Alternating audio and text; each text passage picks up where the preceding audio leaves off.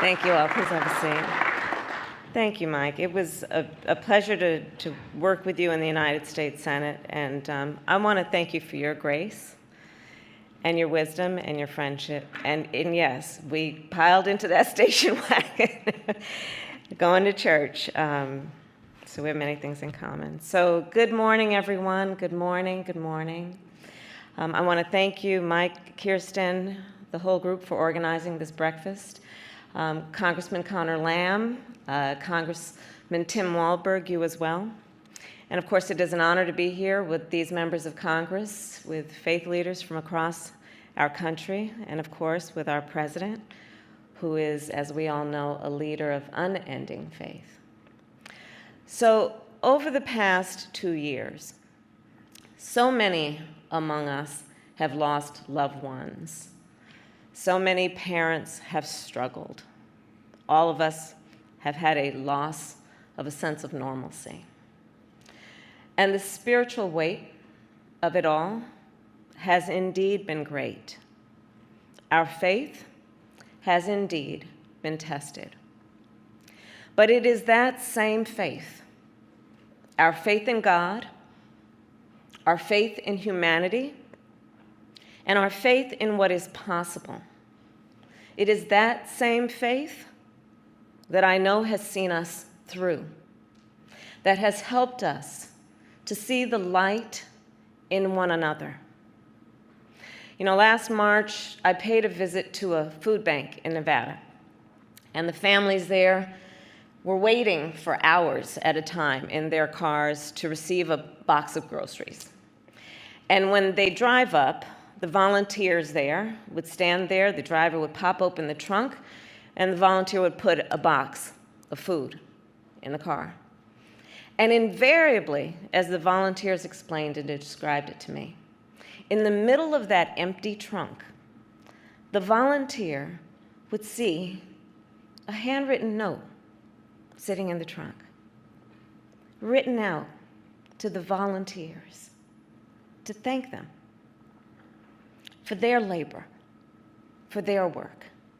The volunteers would describe that sometimes that trunk would pop open, that empty trunk, and there'd be a $5 or a $10 bill.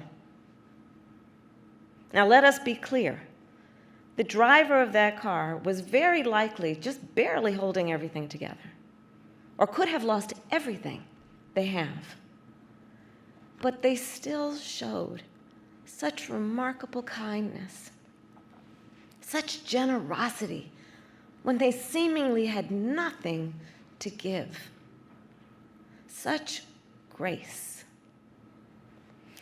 It is said a candle shines brightness, and most brightly in the darkness. I believe the same is true of faith. And it is that faith that fuels me to say now, and often as I do, so many times, that let us see, always guided by our faith, let us be able to see what can be, unburdened by what has been.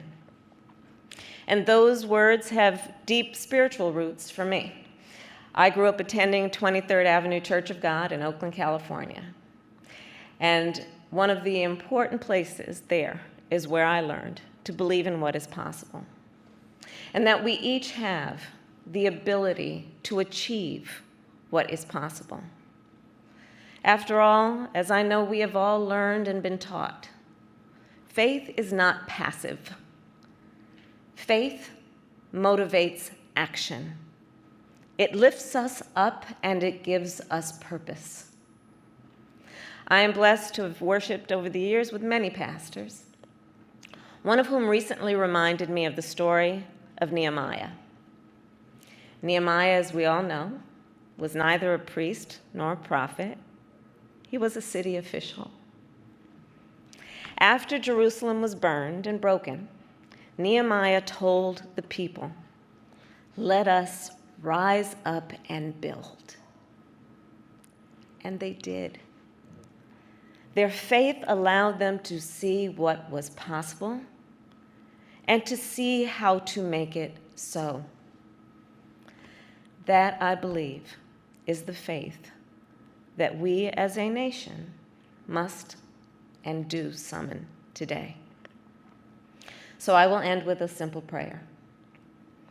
God, grant us faith, not only in you, but in one another. Let us be kind. Let us be generous. Let us be full of grace.